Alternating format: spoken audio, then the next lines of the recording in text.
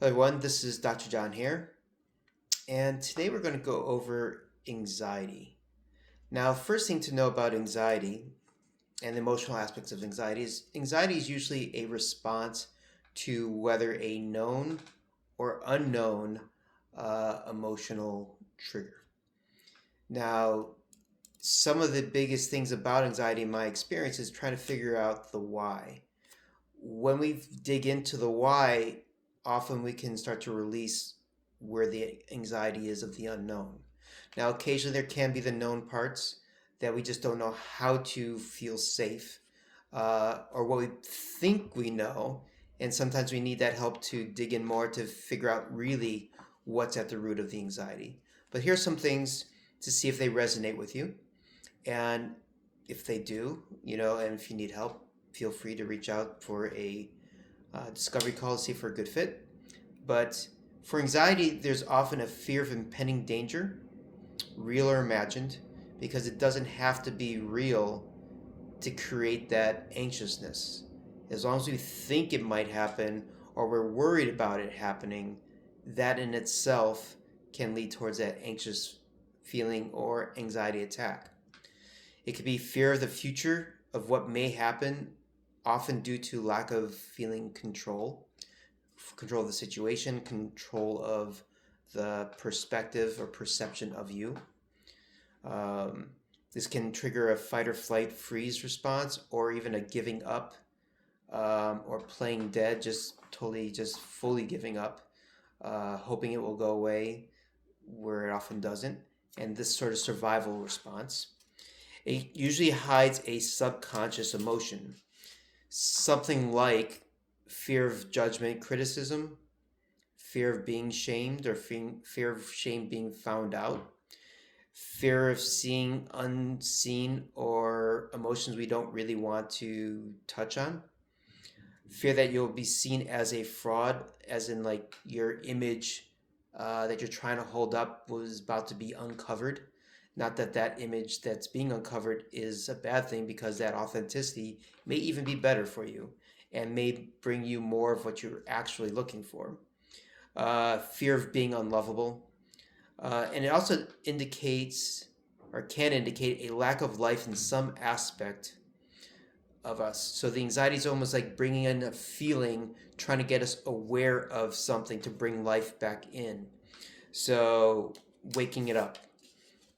It can indicate a feeling of feeling devalued, limited, powerless, not enough, or incapable of facing a situation or challenge. Now, again, recognize this doesn't mean that you have less value, that you are powerless, that you're not enough, or you're incapable, whatever. It's just our perception of that we aren't can cause that anxiousness. And we can be very more capable than we actually really know. We can be more powerful than we really know. It's just that perception that we're sticking to that narrative, that maybe we grew up with a narrative of that from our family, parents, siblings, community. It can be a lack of confidence in self, or perceived lack of confidence of self by others, in that they don't have confidence and you believe that you don't deserve that confidence. Is that lack of esteem, lack of self-love, value. But there can also be a fear of repeated abuse. So if someone's had abuse, whether remembered or not remembered, some things can trigger an anxiety. And our cells remember.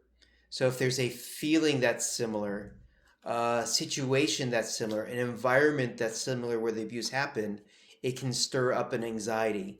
When we don't know what that is and we don't know what that feeling is, so it sort of reverberates and can cause an anxiety attack.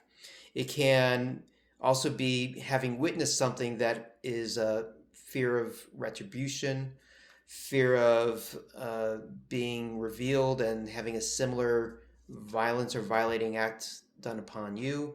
Again, it's that the cells remember something, and that fear is stimulating something to try to survive, and what our perception of needing to survive.